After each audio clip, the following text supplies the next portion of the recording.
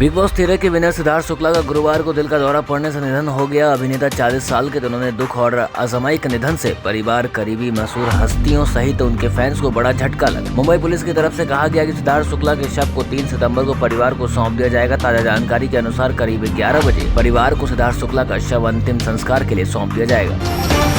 भारत के प्रवीण कुमार ने Tokyo Paralympic में पुरुषों की ऊंची कूद में 64 स्पर्धा रजत पदक जीता है, जिससे इन खेलों में देश को पदकों की संख्या 11 तक पहुंच गई है। 18 वर्षीय कुमार ने पैरा ओलंपिक में पदार्पण करते हुए 2.07 मीटर की कूद से एशियाई रिकॉर्ड के साथ दूसरा स्थान हासिल किया। अफगानिस्तान में सत्ता पर काबिज होने के 2 हफ्ते बाद शुक्रवार को तालिबान देश में सरकार बनाने के लिए पूरी तैयारी कर रहा है। सूत्रों ने कहा कि शुक्रवार की नमाज के बाद तालिबान सरकार बनाएगा। 15 अगस्त को काबुल पर कब्जा करने के बाद तालिबान ने अफगानिस्तान को अपने नियंत्रण में ले लिया था। इस्लामिक आतंकवादी समूह सहित तालिबान लड़ाकों ने अफगानिस्तान से अमेरिकी सैनिकों की वापसी के बाद अपनी जीत की खुशी मनाई। दशकों के युद्ध के बाद देश में अपनी हुकूमत और सुरक्षा लाने की अपनी प्रतिज्ञा दोहराई। फिरोजाबाद में वायरल एवं डेंगू बुखार से मरने वालों की संख्या बढ़कर 50 हो गई है, जबकि जिलाधिकारी ने इस मामले में लापरवाही बरतने पर 3 चिकित्सकों को निलंबित कर दिया है। इस बीच भारतीय चिकित्सा अनुसंधान परिषद का 11 सदस्यीय दल फिरोजाबाद पहुंच गया है और बुखार के कारणों का पता लगा रहा है। सदर विधायक मनीष अजीसा का दावा है कि मरने वालों की संख्या 61 पहुँच गई है।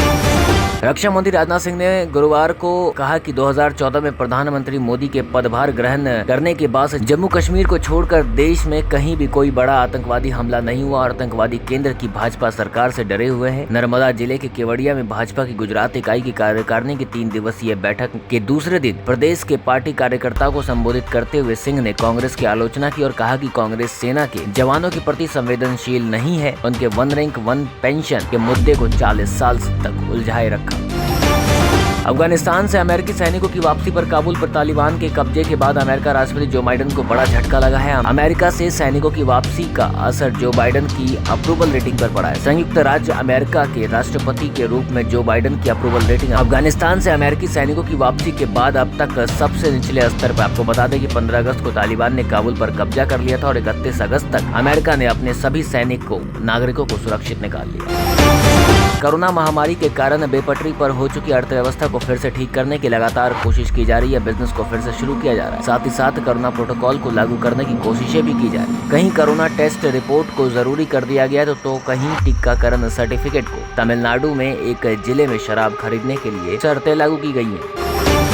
स्वास्थ्य और परिवार कल्याण मंत्रालय द्वारा जारी आंकड़ों पर नजर डालें तो कोरोना की तीसरी लहर से लगभग दस्तक दे दी है। आज जो आंकड़े सामने आए हैं उनमें 45,000 से अधिक नए मामले और 4 लाख के करीब एक्टिव केस शामिल हैं, जो कि सरकार के साथ साथ आम आदमी की भी चिंता बढ़ाने वाली है। हालांकि राहत की बात यह है कि देश में टीकाकरण की रफ्तार काफी अच्छी है। हर रोज करीब 1 करोड़ को वैक्सीन की खुराक दी जा रही है।